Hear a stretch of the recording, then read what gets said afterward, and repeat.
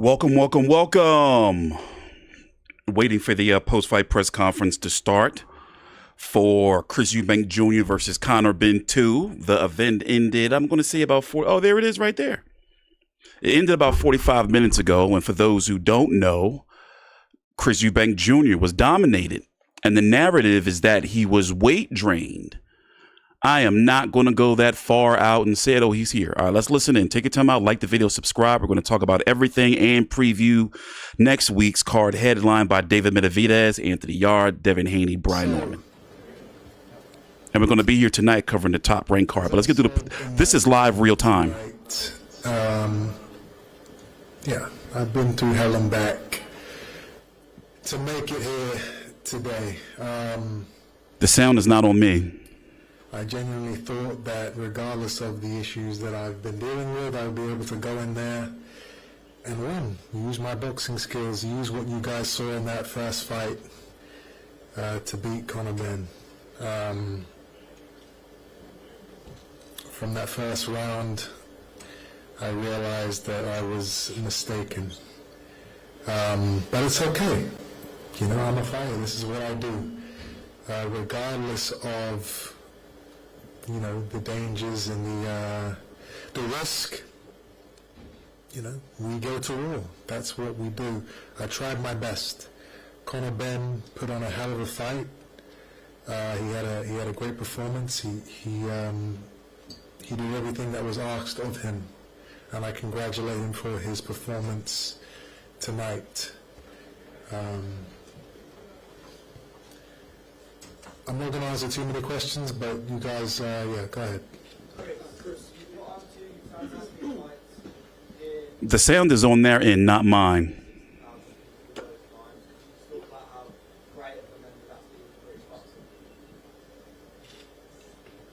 Yeah, that's not really something I'm talking about right now. Chris, Radio Rahim down in the front. Tomorrow, everyone was going to speculate about what was the issue tonight, why you weren't able to perform the way you did the first time. Would you like to address that yourself before we all give our own opinions? No, this is not about me. This is about, this night's about Conor. He did what he needed to do to win. He fought a great fight, and I'm not here to talk about me. He's a tough man. He's a great fighter, and I respect him. What did you do in the first round that made you know that you were mistaken? You guys saw. You guys saw what I was in there tonight. Yeah, I thought that, once those bright lights hit and that round went and, I was in there that, I'd find something. And I tried. I tried hard, but it wasn't there. And Conor was strong, and he was fast, and he was tough. And yeah, congratulations to him. Last one from me. You sound like a man who might be done boxing. Is that something we're not talking about that right now. Chris, knowing the warrior that you are, do you still want to settle this family rivalry and this rivalry between you and Conor? Would you pass on the trilogy fight, or would you still want that? Right now I'm not really in the state of mind to be thinking about next fights. I need to heal. I need to deal with what I'm dealing with, and then after that, I can start thinking about my path in the sport. The first fight may have been your legacy-defining night in the sport. Now, the clip keeps resurfacing of you as a young boy asking your dad to compete in boxing. You finally got the words that he was proud of you. What do you feel towards that now? How special was that for you? Next question. Chris, hi. First of all, I just wanted to say congratulations on the news that you're expecting twins. Where are we looking at here? Just here. Okay, how you doing? Hey, after the fight you mentioned that you've been going through some things. We all know that boxing comes with bravado, but what you said felt a bit deeper in the ring. I don't want to pry into anything, but I just wanted to ask, how are you doing away from the ring? And are you okay? I'm alive. I'm happy. I'm a fighter, you know. I get to do what I love every day, regardless of, you know, the trials and tribulations I go through. I'm still doing what I love to do. I'm still, you know, fulfilled in life. So I'm good. I'm okay. Chris, you said that, you said you went through hell. You said it again here. Can you tell us what you meant by that? No, again, I said I'm not here to talk about anything like that. We're not taking away from what Conor did tonight. Did you feel like you were anywhere near 100% tonight? You guys saw what I did in the first fight. You guys can come to your conclusions after watching what just happened. Why are you so pissy with everybody? It's not the media's fault.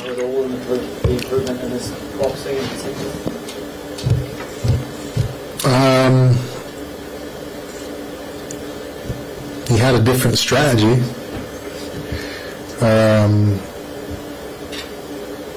Which actually was better for me. No, I wouldn't say anything surprised me.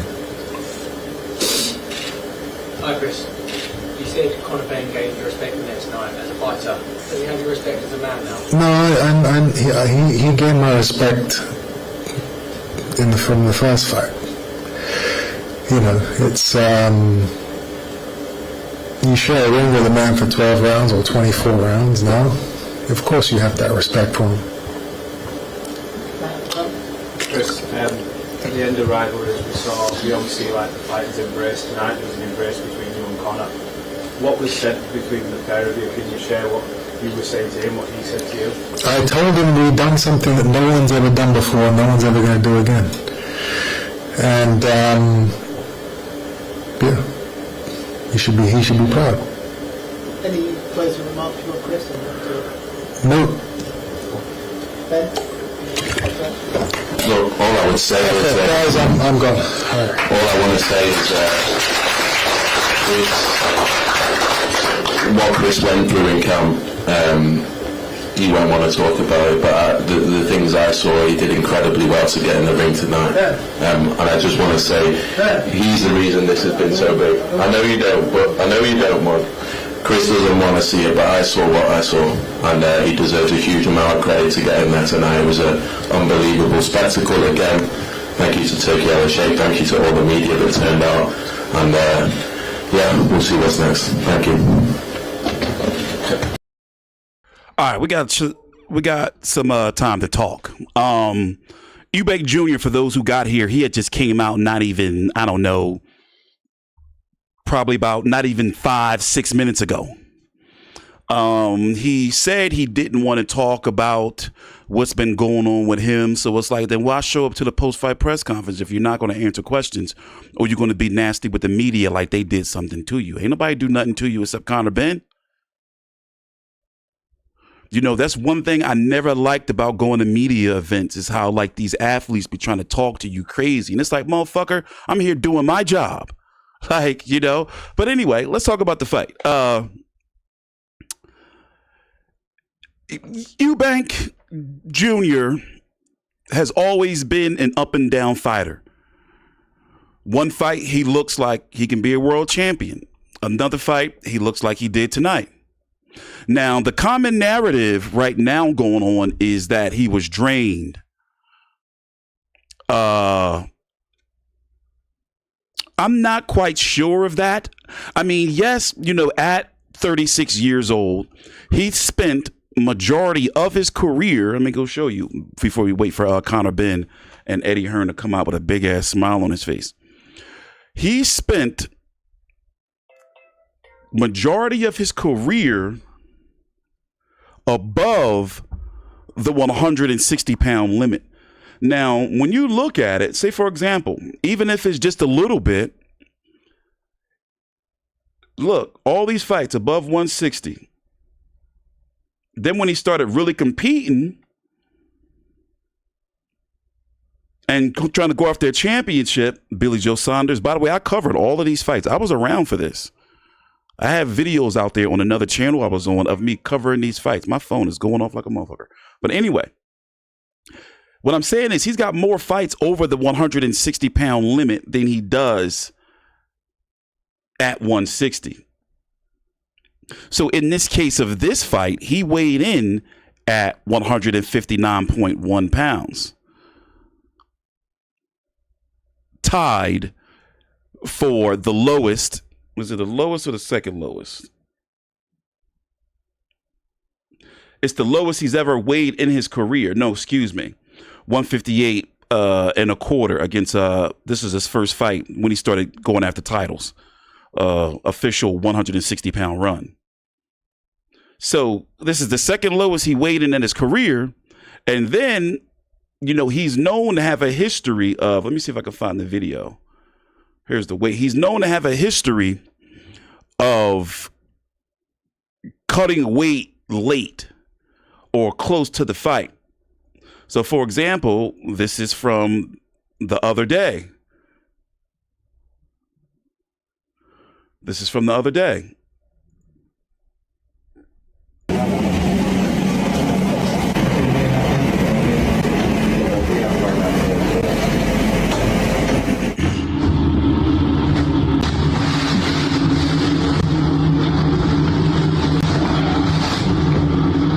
Them UFC fighters be damn near great die, though, so they be have to sometimes get carried to the scale in the unofficial weigh-ins. Excuse me, the official weigh-ins, the ceremonials.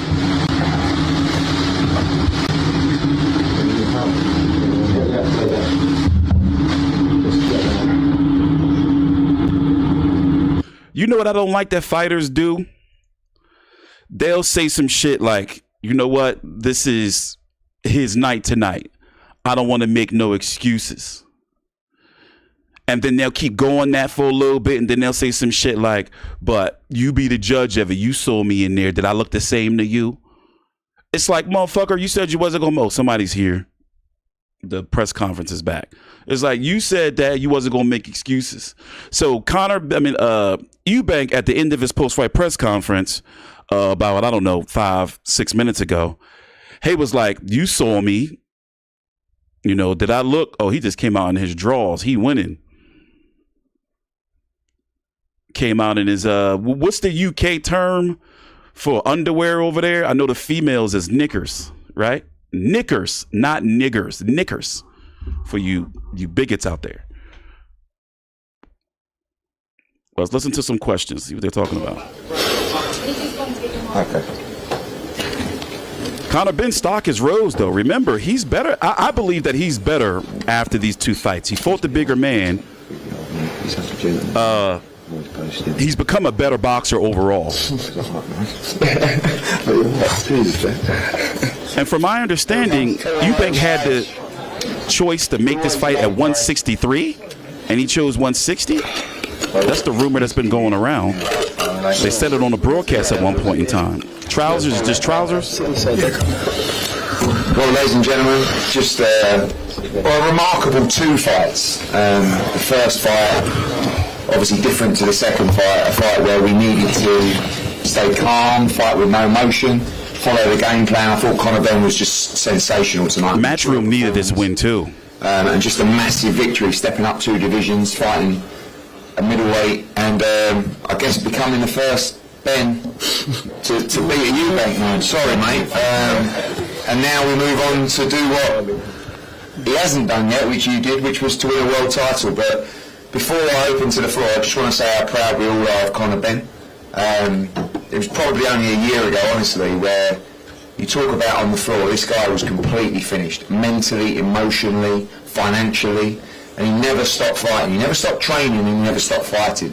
And I think, I said earlier in the ring, this event, sponsored by Movember, which is a charity designed to aid men's mental health. We talk about suicide rates and stuff like that. If people knew how down he was and how much trouble he was in all those parts of his life, he should be a true role model, an inspiration to those people to show there's always a way out. He always kept the faith, and he never stopped working, and he kept on believing. And there were times when people said, just jack it in, Con, just, you know, he said, no, I'm not giving up, I'm not going to stop fighting for my name. And he did that out of the ring, and tonight was a culmination of all the hard work of a young man that we saw make his professional debut at the O2, that was all over the place. A guy that honestly I didn't believe would win an area title. He's just filled Tottenham Hotspur Stadium twice. He's secured his family and his children's financial legacy forever, and now we're going to move on and make a true legacy in the sport to win a world title. So I wanted to say we're very proud of Conor Benn and everything he's done. He's an inspiration to people to show you there's always a way back. So well done, Conor Benn. Anybody know how much money he made? Questions to the floor? Yeah. Hold on, sorry, we're going to... Congratulations, Conor. Did you anticipate, given what happened in the first fight, the second fight being quite so straightforward for you dominating in that fashion? I think for me it was a matter of, when I said I beat myself that night, I really did feel like I beat myself. It wasn't the strategy, it wasn't the game plan. My head wasn't in the right place to fight. You know, so a strong mind can carry a weak body, but a strong body can't carry a weak mind. And I looked strong, I looked very strong, but I was still broken. I had to fight, for many reasons, for financial reasons, to be active, to give the public the fight. The public wouldn't have accepted any other fight, so I felt like I owed it to the public to have that fight. But was I ready? No, I can't say I was. But ultimately, I've gone in there and stayed disciplined and showed that I can box, the bigger man, without getting drawn into a fight, which is what he tried to do, and which we very easily could have done. When I hurt him in the first or the second and I threw a haymaker, it very easily could have gone that way, but I just had to keep my emotions at bay and stay disciplined in there. You spoke in the build-up about this being your last fight at 160 and welterweight being the target, but given how heavy you came in and how well you handled it, do you think there might be maybe a fight at 54 before, will you go straight to welterweight now? I think for me winning the WBC world title is heavy on my heart, heavy on my mind. Getting that WBC world title was the belt my dad won. It was the belt I would love to win. It's my dream. So for me to be one up on my dad with the Eubank-Benn rivalry and also win the WBC world title, it'll be some moment for me. Just one last one. I wondered how you felt in the ring, looking out and 50 Cent turning up. Did anyone tell you that was happening? No, but what's 50 Cent going to do?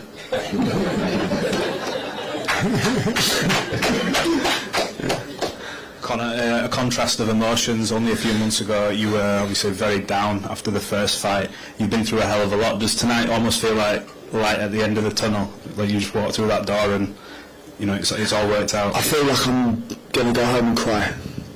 I'm going to go home and cry, yeah, because it's just, oh man, it's been hard.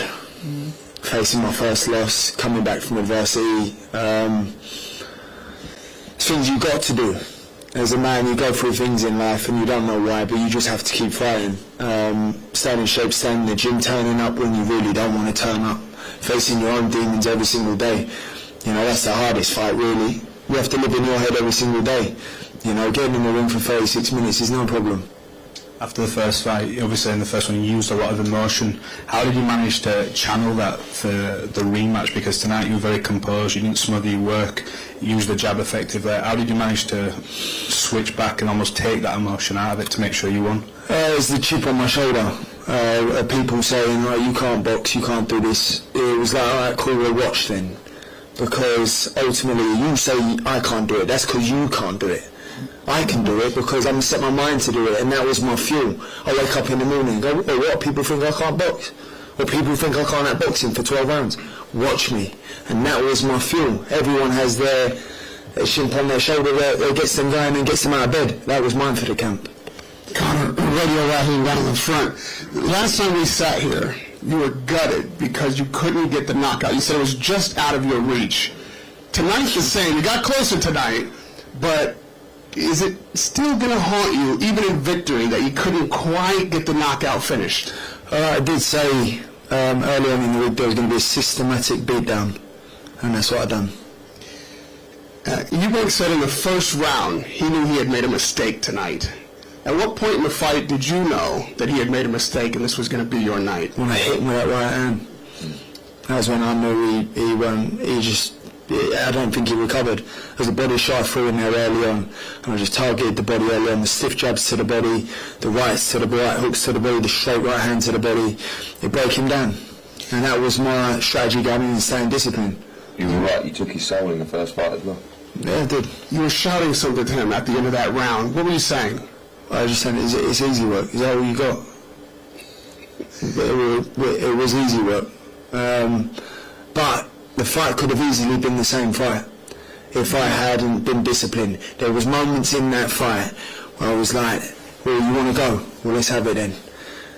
It's hard for me to sort of tone it down because I'm that character, I'm that guy in my head. So for me, it really was just me fighting myself in there and being disciplined. And I felt like it put a lot of pressure from my team, as in Tony and my dad, and to get it right. Because you can't get it right for 8 weeks and then not get it right fight night. Like, you'd be a mug. You know, so for me it was like, I really want to do Tony proud because he knows I can do it. But you can't do it until you've done it. I done it. And the last one from me, obviously it's tied now. Is there any appetite? Done. Is there any appetite whatsoever? I don't know how long I can make 1-4-7-4. So for me, I mean, listen, money always talks, doesn't it? But for me, for my personal reasons, how much money do you need? So for me, it's let me get that world title, and for me that would be a box ticked. Conor, congratulations. Nigel, I had a question for you. You've been honest in the past about wanting more from Conor, but tonight he took a huge step forward and did brilliantly. How proud are you to be Conor Benn's dad, and how are you going to deal with all the jokes at home now? You're trying to make us cry up here now.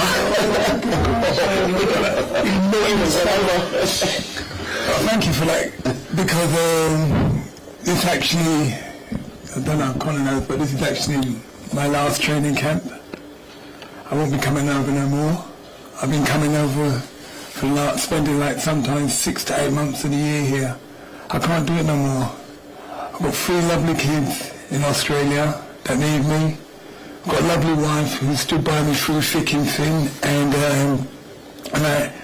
and my wife are on the other side of the clock now. I need to spend quality time with my wife and my little boy Levi. I spent 10 years with Conor. Does that mean I've been new over then? No, you're not. I spent 10 years with Tony and Conor, helping him get to where he is today. And now I've got a lovely little boy, Levi, who wants to be a professional footballer. And now I've got to start working on his mindset.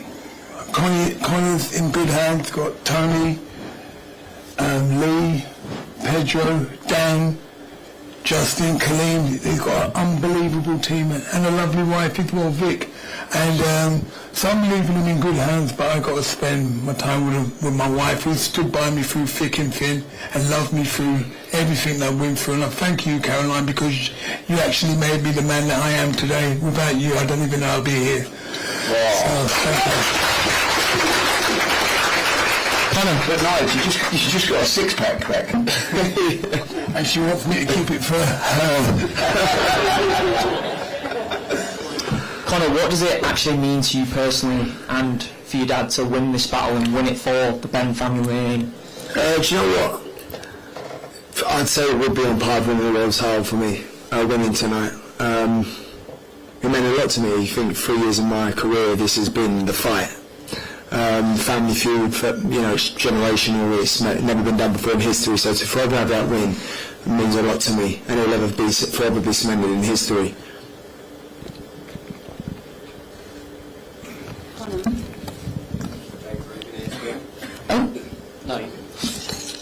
Rachel was talking with his boxing. Conor, it's lovely to see you, because obviously the last time I saw you was in this room a few months ago, and it's wonderful to see you with a big smile on your face and with the victory. I felt quite emotional seeing you all in the ring, because it just was very evident how much it meant to everybody up there, not just the family. And you spoke very honestly in the lead up to the last fight about loss being the thing you feared the most. and then you actually faced that fear and you tackled that demon, and it felt like that made you lighter almost, that you fear because you didn't have that fear anymore. Did you feel like that was apparent in this fight, that you didn't have to worry about that anymore? I don't know, because you always, it depends what you're fueled by. For me, I'm fueled by fear of losing. I'm fueled by fear of not being a winner. That's what gets me going. You know, some people say, why don't you just love winning? Well, I do love winning, but I also fear losing more. And for me, I couldn't lose to the same man twice. Because then you still revenge that loss. It's, did I really lose or did I learn? You know, and for me, it was a massive learning curve. It was my first stadium show, first fight at 160, first fight back in the UK. There was just so much going. Conor is a better Conor. And it was a beautiful display of boxing. Well done. It was just brilliant. And I'm really glad that I got to be a part of another night of history. Thank you, Rachel. Conor, we've just seen a clip of you walking into the change room there. In contrast to April, and also, as Eddie mentioned, what you've been through and how low you were, and people around you saying you should give it away and all of that, to be able to give those people that moment in that changing room, what does that mean to you? There was a lot of people in the changing room that were there for me in turbulent times, gave me words of advice, helped carry me through, because ultimately I couldn't do it alone. I wasn't strong enough to do it alone. You know, I had good support people around me, gave me wisdom, and helped carry the load. So for me, everyone in that room, the win's for them. The win's for every single one of us. Because when I was down, we was all down. And when I'm up, we're all up. I wouldn't be the man I am, I wouldn't be the fighter I am, I wouldn't be who I am without my team. I left my family in Australia, so the team that I've built around me now is from day dot. Ain't no one new here. This is 10 years of team, same team, through and through. No change, no change. You know, so for me it's loyalty to them and appreciation to them, and ultimately I work as hard as I do to repay them for supporting me through the past 2-3 years. And just, Eddie, how close is that world title fight, do you think, for him? It's there. I mean, he's, you know, of course, on a heavyweight sometimes a different kettle of fish, but as far as I'm concerned, you know, Conor Benn's right up there with the biggest star, not just in British boxing, but in world boxing. He's just filled a stadium twice. The story's incredible. And, you know, the emergence of him, you know, we know the story coming out of his father's name, and that's the difficult thing to do. And what is remarkable about him and Chris Eubank Jr, to be fair, they're both really tough kids, you know. And boxing is not generally for people that come from that background, but it is when it means something to you, and you've got a passion for it, and you love it, and it's built within you, and that's with Conor. So the future is so exciting. You know, now we'll go and do the science with Dan and Conor to do it effectively, to get down to that weight, because it's not just making that weight, he's performing at that weight to the best of his ability. But he's going to walk in, and people are calling him out after the Chris Eubank loss. Now he's won.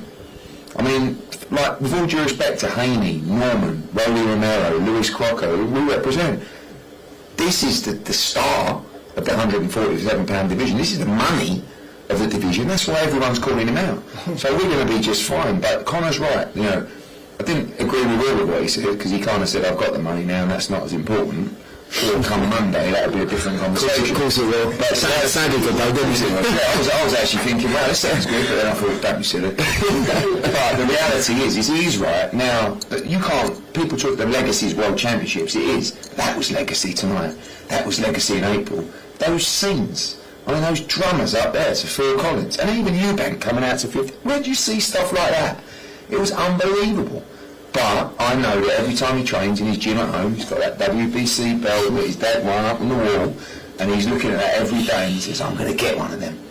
The Barrios fight's there, the Crocker fight's there, the Haney Norman fight's there, but like I said, we're in such a wonderful position. We've got a big fan base, we've got a wonderful, you know, broadcaster behind us, and like he said, you know, and I want to just say one thing as well. This team of people, you see a lot of them, they're all wearing blue tracksuits in here. Every one of you, what a job, what commitment. Tony Sims, the job that he has done to bring Conor Benn through. You know, you ever see Tony going out, doing all these interviews, you know, building his own social media. He's such, and he's not even an underrated trainer, because everybody in boxing knows what a great trainer is. But honestly, you've worked so hard. Do you know what though? Like, a lot of trainers get fighters that come on through their GB setup, or they're well established as an amateur. Tony's taken me from a raw novice. Like, from a guy... You were rawer than raw. I was terrible. I was terrible. If I told any of you that we'd be sitting here in this room today, back then, you would think I'm mad. Every single one of you. So that's credit to Tony as a trainer. He's shaped me and moulded me into the fighter I am now. But not only the fighter I am now, but the mindset I have and the work ethic we put in. He's been like my second dad here. I've left my family in Australia and come here, and when there's a shoulder to lean on, it's Tony. Through and through the worst of it together.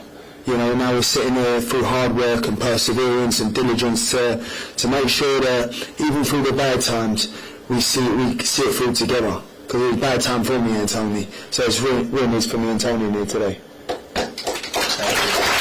And also, I think Tony will agree, when you busted your jaw and you were out for ages, you never left the gym. You were always in the gym, even with a broken jaw, working, obviously not sparring, but you never stopped working. And also, just a shout out to young Dan Lawrence, Pedro, also an unbelievable addition to the team. Lee Emtage, you've been unbelievable, and you are literally, you do not leave his side. Unbelievable. And even through the tough times, you were suffering, and I'm sure you were trying to get paid as well, but never really happened for you. We had to wait a long time, but you were stuck in there through and through. And two other people as well, I just want to say, Everlast, I think there's a couple of people in here today, when the chips were down, and it would have been very easy for them to walk away, they stayed.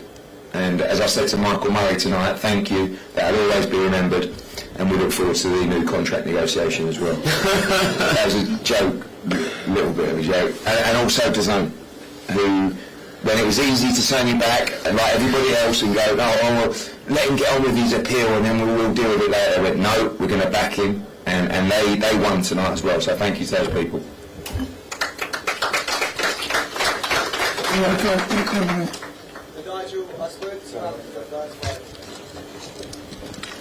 I'll address this to Conor, but Nigel, I spoke to you after the first fight in April, and I said, how can Conor become bigger and better in the same way you did against Chris Eubank Jr. all those years ago? I know many people thought you got the win.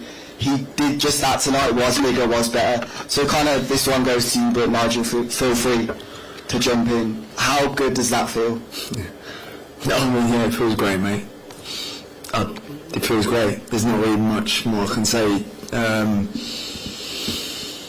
I still feel like it's sunk in. I'm still going through it, do you know what I mean? But I feel like we're done now. It's just, I can breathe. This has been 3 years of my life. Benn, Eubank-Benn every single day.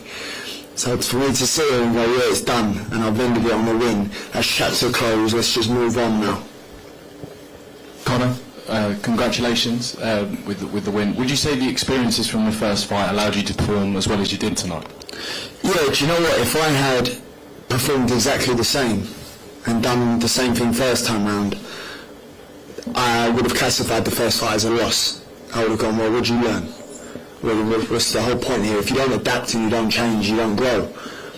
So you have to go through things in life, sometimes take a loss, sometimes go through a bit of adversity. That's where you find out about yourself and who you are. Can you change? Can you adapt? Can you grow? Can you get better? And for me, that was a big thing in my head. It was a big theme in my camp to do better. Just do better. That's it. Just do better. And that was what kept driving me as well. And Tony, you said in the week that if Conor made those adaptations to his game, he'd have won the fight. Fair to say he made those corrections tonight. Yeah, like you say, I said at a press conference, he had to adapt. He had to stick to the game plan. He worked hard in the gym to make them different changes in the way he's going to fight. And I said all along, if he does that, he'll win the fight convincingly, and he did win the fight convincingly. And I'm very proud of him that he stuck to the game plan, and he boxed so well, and he nearly ended it in that 12th round. If there was a little bit more time, it would have been over and done with. But I'm very proud of the way he boxed. And like I was saying earlier, he's as a coach, it's not always easy when you've got a 147 fighter and you're putting him in with a 160 fighter. It's you know, it's very hard to develop the 160 power when you're a 147 fighter, but I think he showed tonight that he adapted really well, and you know, the aim now is to drop to 147 and capture the world title and emulate what Nigel done. Hi Conor, in the middle here. First of all, congratulations. We saw you smiling from ear to ear when Eddie mentioned at the start that you've secured not only your future for life, but your family's future for life, in the words of Eddie. Can you talk a little bit about what that means to you? It means my kids ain't got to worry. That's what it means. I mean, ultimately my kids are set for life, and their kids. I think it's every dad's dream and goal to give your kids a better life. And for me, I want to give my kids no less than my parents gave me, which was a privileged upbringing. And I brought my kids into the world. It's only right I do right by them and give them the best of everything I can. So when he said that, it's like, yeah, being a dad completed it, mate. Man, we ain't gaining no valuable intel from this. Back and forth with Chris Eubank Jr. this week. He was very gracious in defeat tonight. Did you expect that from him? I want to learn something. I think that he's, you know, as part of him building the fight, part of him is just something that we're never going to get on with personally, and that's fine. But you have to respect him. He's a very, very tough young man, you know, and he's a very good fighter as well. And I said coming into this fight, I just believe that could be his last fight tonight, and who knows what the future holds. But Conor was right in that, you know, the performance tonight was unbelievable. It didn't matter if Eubank was better tonight, we were still winning the fight. But that first fight, when you go through a fight like that, it can change you forever. But it didn't change Conor Benn, it just made him better. Because he's young, he's hungry, and he's got another 5, 6, 7 years in the game. That's the reality. So, all the respect in the world for him. And look at the 12th round, he was gone. He couldn't, and he kept getting up. He got up twice when he didn't need to get up, and he was determined to get up. So, good luck for him, good luck in his life, and thank you. You know, thank you, and thanks to Senior. We don't have to get on, but look at what they've given us. I mean, not just what they gave us tonight, but what they gave us in April, and what they gave us over the last 3 decades. You know, and Nigel, you know, we did one tonight in the ring before the first bell. You know. Yeah, because he tried to suck all the oxygen out of the room, mate. And I'll be honest with you, at the press conference, I'm going to say it now, when they had the weigh-in, and we had a face-off, and he's dancing because he loves the limelight. He don't care about his son, he just loves the limelight. And he's dancing, he come right next to me, and I thought, you know, let me just shake your hand. And I pulled him into a hug, and he put his hand like that up to me. I actually felt like I wanted to. And so when he tried to shake my hand tonight, I thought, I ain't playing real games, mate. I ain't playing real games. You know, and I thought to myself, no, I don't even think I'll speak to him again because I find he's the right prat, he's an idiot. He tries to quote scripture and all that, he don't even know what he's talking about, he don't even know what a friggin' harlot was, and he's talking about himself, you know what I mean? So I just can't get him. Everything's, when you have them two around you, everything's just so negative. Back in the day, we never talked disrespectful about our promoters that put in money in our banks, giving us a good life. We never done that with, like, you know, Frank Warren or Mickey Duff or whatever. We never slagged them off. But the way they used to talk about Eddie, how disrespectful is he? Both of them. And then Eubank's always talking about, oh look, we're struggling at the way, oh, you know, they're going to kill my son.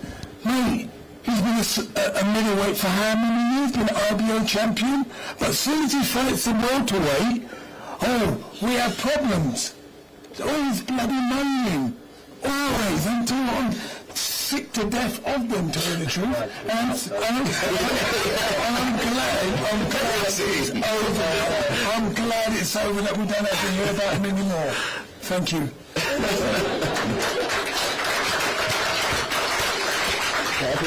I'm happy now. Get off my chest. Gunman Boxing, the baddest boxing channel in the UK. We are here. This is a question for Conor. We are in the Spurs stadium. A lot of fight fans felt that Chris Eubank Jr. was like Spurs tonight. He didn't turn up. Should he retire?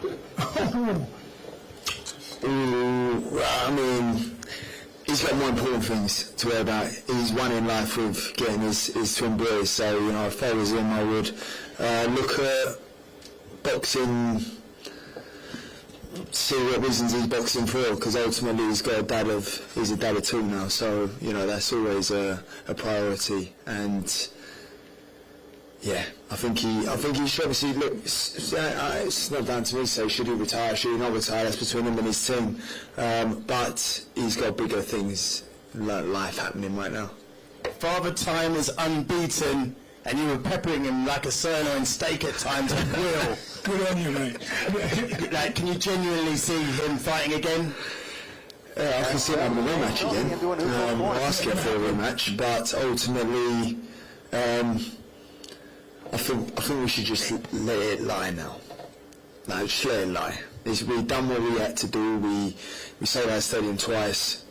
We've done what he said he was going to do on the tin. You know, so let's just call it a day now. Only fight the Rams is the last fight anyway, so. Big up yourself, bless up. Thank you. Yeah. Right, guys, I think we're going to have one more. Dan? Oh, good. Oh, go on, last one, go on.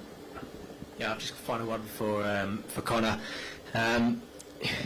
In terms of what is next for you in your career, you know, you've reached a stage where you've been through a lot of hardship and also a lot to look forward to.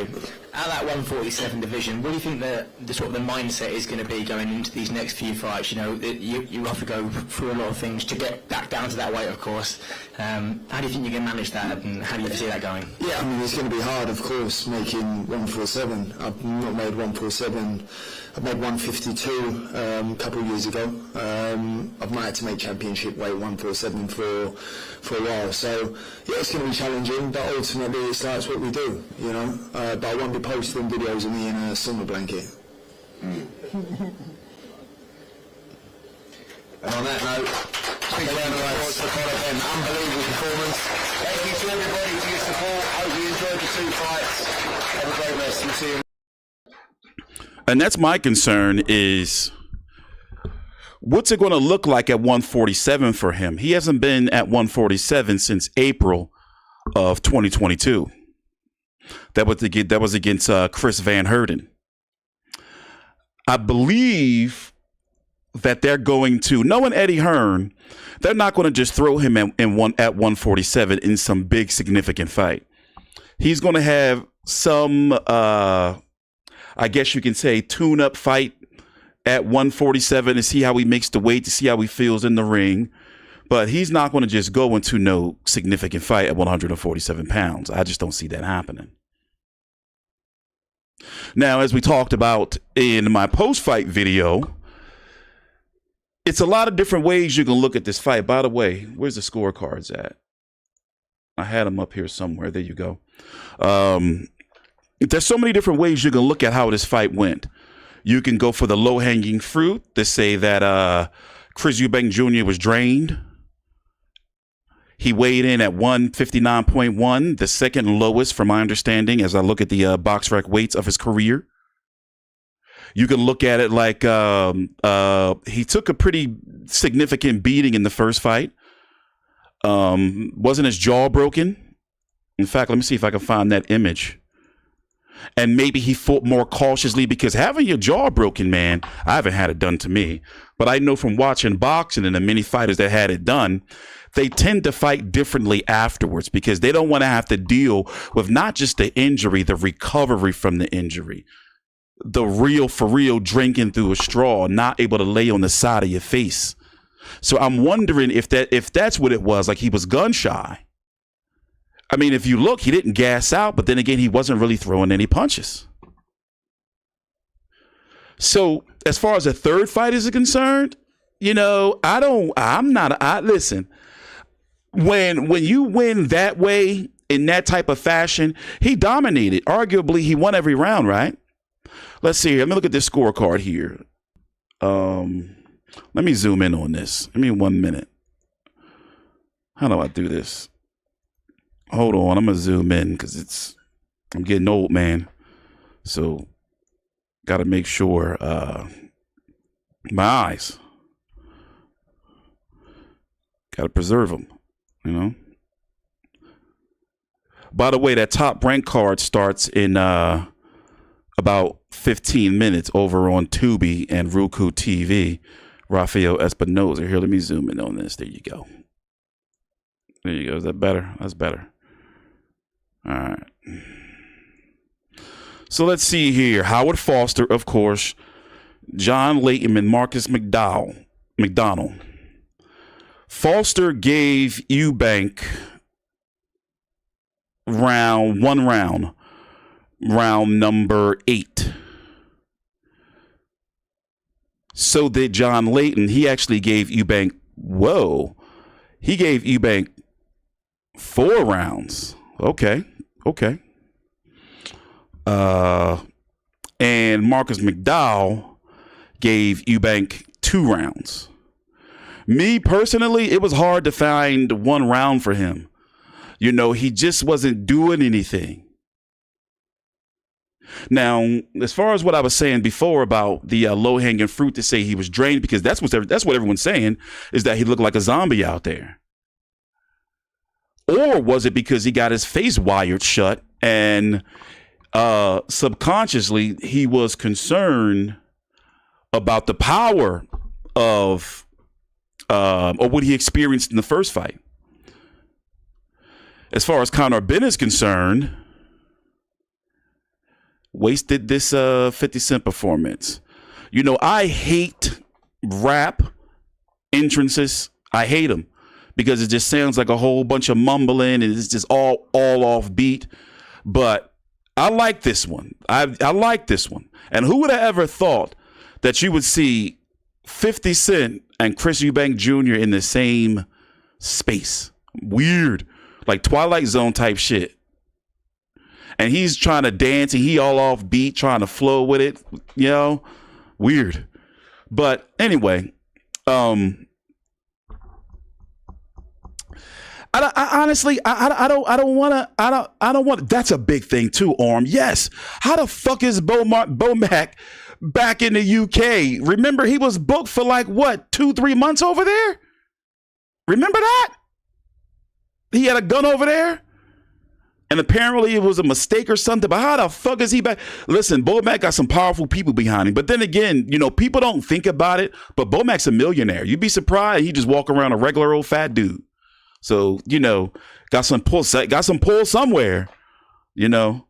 But he was with Top Rank at the time. Well, he's got a good relationship with Top Rank. And one thing I've learned about Bob Burnham and Top Rank and their legal team, they can get shit done. They can get visas moved up faster. I've seen them do some things over the years. So that Top Rank connection is always a good one to have. But yeah, Bomac was booked for like 2 months. And he was back over there. But anyway, I don't know if I want to, like, how do you, okay, for one, the third fight, how do you sell it? After the embarrassing performance, let's be honest, it was pretty much a shutout. You know, at best 10 rounds to 2, you know, for Eubank. I mean, yeah, for Ben. And Ben is a smaller fighter. So how do you sell the rematch? You see what I'm saying? You got to sell the rematch by stacking up the card, but I don't want to see it anymore. And even though they're 1-1, Eubank Jr. put on such a performance to where I'm like, all right, bro, you're at the end of your career, it looks like. Because remember, he's 36. He just turned 36 back in September. Eubank Sr. is 59, by the way, born in 66. So he's 36. He spent majority of his career above the 160-pound limit. I think it's time to go test the waters at 160. Well, he already tested the waters at 168. Remember, he beat James DeGale, lost to George Groves, but beat James DeGale. I think 168 and close out the career, because it's no reason to stay at 160 if you're going to try to blame it on weight cuts and all kind of shit like that. Now, as far as Conor Benn going back down to 147, I have some serious concerns there. Because for one, he hasn't been there since April. Let's go look at it. He hasn't been there since April of 2022. Oh, wait, I got to get this off the screen. Hold on. He hasn't been there since April of 2022 when he fought Chris Van Herden. Since then, his return was about 16 months later, 15 months later, 154, 150, 156, 160. And if you notice between the first fight, maybe it's just me, against Eubank, and tonight, his frame is bigger. Like, he looked bigger in there. And he's almost 30. So I understand, he wants to go after Mario Barrios. Everybody wants a piece of Mario Barrios' ass. Did you notice that? And somehow he just keep holding on to his title. Hold on 1 minute.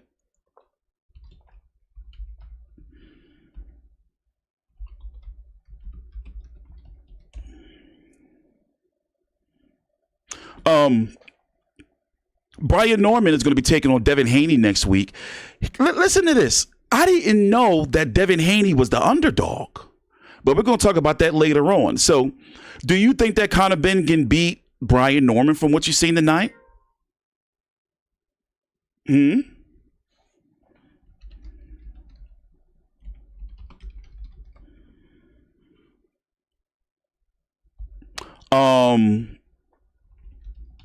Hold on 1 minute.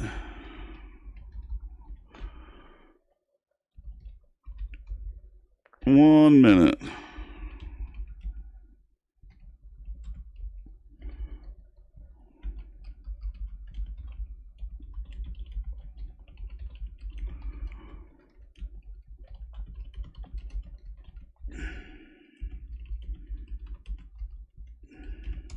Okay, so all right, where was I? So Conor Benn going back down to 147. I'm predicting that it's not going to be, he's not going down to 147. He's going to fight a significant fight. Knowing Eddie Hearn, and remember, Matchroom is in need of a star. And Conor Benn's stock has risen from these two fights. Remember, he just had 2 stadium fights. He can't go down fighting no bullshit, but also he can't, how can I say, Matchroom needs him. Matchroom been on a hold on, Jesus.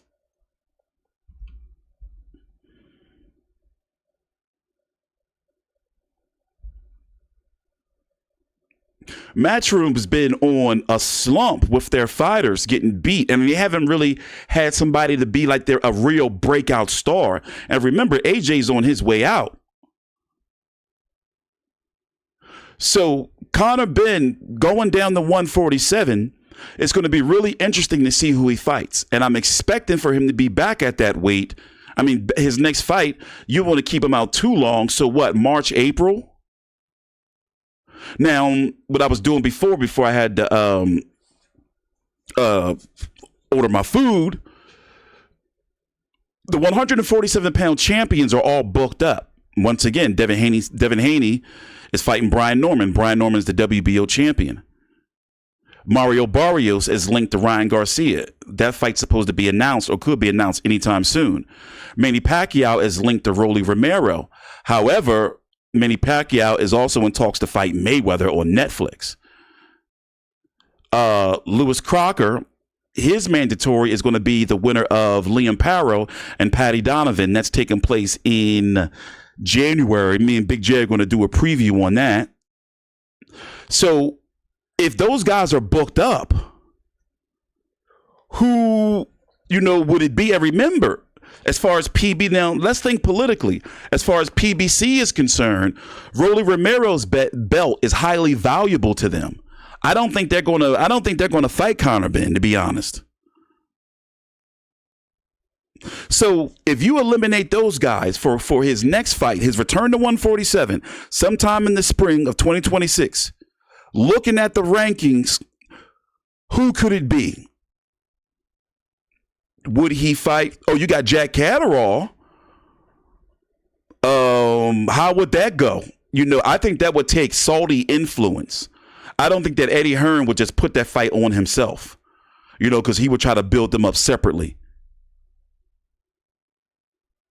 By the way, Jack Catterall won tonight in the most impressive, exciting win he's had in some time.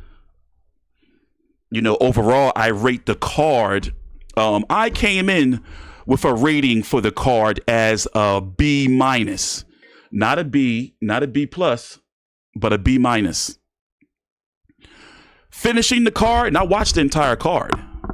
In fact, let me pull it up right here so you can see what I'm talking about. I came in at Ismail Davis, Sam Gilly. Davis won. Richard Riakporhe knocked out Tommy Welch. Underwhelming fight. It was only a couple of rounds. Tommy Welch didn't even look like he belonged in the ring as a boxer. Richard Riakporhe, they're angling to, he's at heavyweight now. They're angling towards, I'm guessing, Lawrence O'Colly. I'm not really high on Richard Riakporhe. I did a video on that fight, but the DAZN, they blocked it. So, it's good to be back. They're always messing with my videos. Adam Azim beat up Kurt Scoby. Adam Azim, I did a very high praise video on him. I'm telling you, dude is the goods. 5'10". He can go to the body. He's got fast hands, jab, got the power, and got the killer instinct. Dude is good. Very good. Watch out for him. He's at 140. Jack Catterall knocked out. He actually put a whooping on Ekow Essuman. Remember, Essuman had beat Josh Taylor. That was the undercard. And then, of course, the main event, Chris Eubank Jr., Conor Benn. Conor Benn, at least on my card, dominated the fight and almost stopped Eubank in the last round. Dropped him twice. I think one of the knockouts was unofficial, right? Oh, no, they did count. It dropped him twice in the 12th. So to give the card a rating, if I came into this card at a B minus, I'm going to keep it at a B minus. You know why? Because there was knockdowns in all of the fights. You see what I'm saying? So, except for the Ishmael Davies fight, but that was a close fight. But the fights weren't boring. I was expecting, given his history, for Jack Catterall to bore the shit out of us. So I hadn't got me a latte. I was sitting here with my latte, like trying to caffeinate up to make sure that I can cover all these fights, because I'm about to buy UFC in about an hour. And then I'm watching the Top Rank card on Tubi. So I'm going to be up to like 2 o'clock in the morning. Basically, I'm rolling from this Eubank-Benn event straight into the Top Rank event and then the UFC event. So by the end of the night, I'm going to be wired. And I'm expecting to do another stream at the end of the night too. So I'm trying to go on a streak here where I'm going to do a stream every single day. I gotta work my way back up in the YouTube boxing community rankings. I have no algorithm stroke. They don't promote my videos, don't know nothing. They like, we don't take you seriously. You don't do enough videos. You do some videos, we promote you, and then you just disappear, which is true. So I got to show some consistency, and I'm going to be doing a stream every day, even if I'm tired as shit. And I'm going to be covering the card next week and every single card. By the way, the card next week, very good card featuring Abdullah Mason's on the card, Bam Rodriguez, Fernando Martinez, Devin Haney, Brian Norman. Not too high on Anthony Yard, David Benavidez. I think that David Benavidez is going to just roll through him. The week after Thanksgiving, you got Isak Cruz, Lamont Roach. I'm really looking forward to Janabek Ali Mahanallah taking on Iris Landy Lara. That's going to be awesome. So, yeah, we back in the mix. So, once again, back to Conor Benn. Yeah, I'm rating this card a B minus. It's going to stay at a B minus. I mean, what would you rank this card? Did you watch the card, the whole card? B minus for me.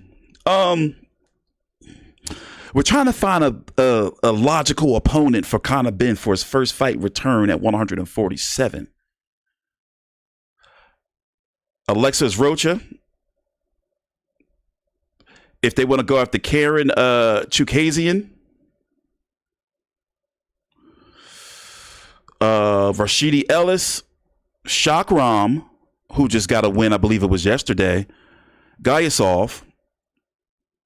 Abel Ramos, no, that's a little too low down. He just came off a stadium event. Giovanni Santillan. Let me see here.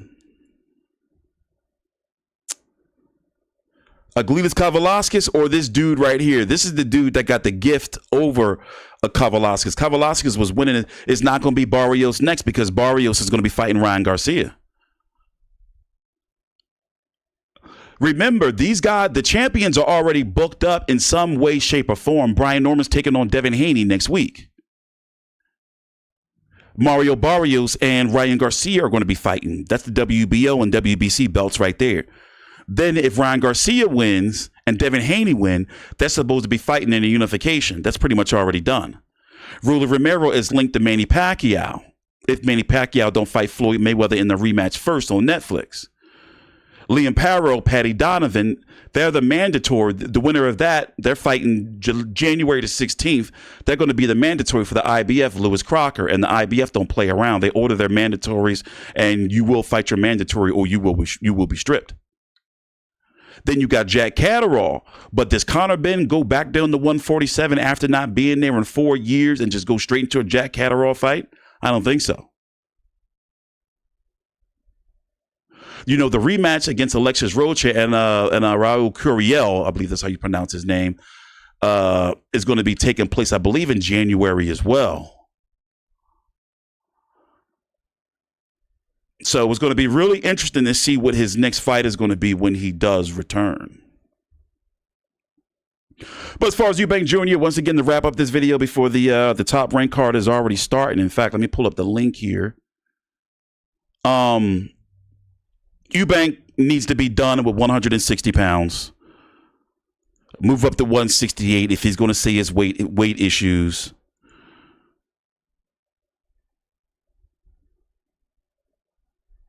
It's supposed to be the top rank card. Yeah, here it is. I'm going to watch this. This is the card tonight. You can watch it on Tubi or on Roku. It's free.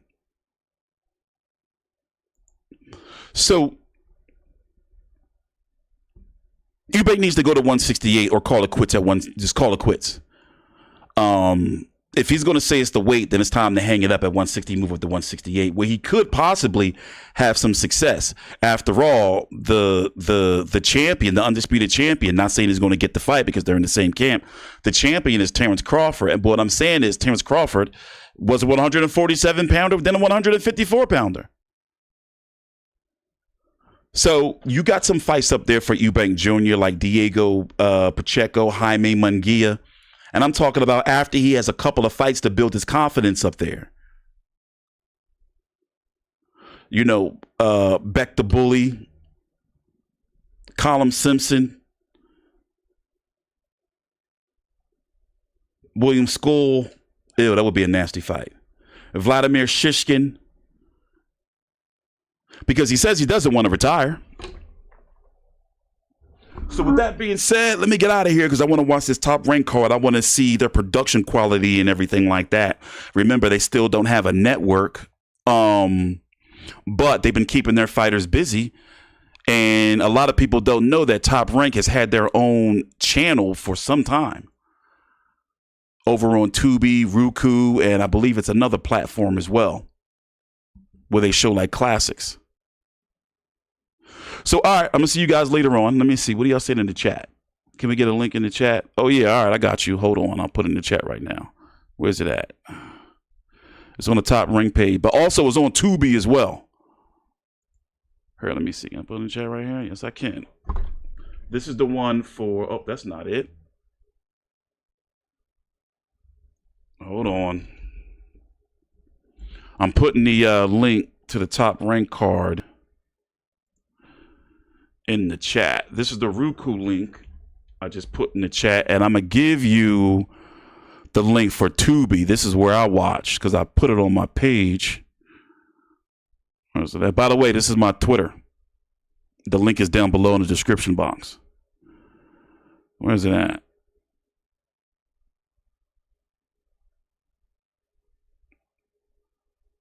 Here it is.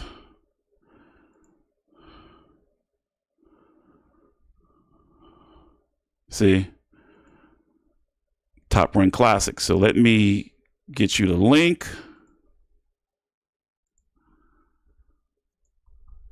And boom, there's Tubi.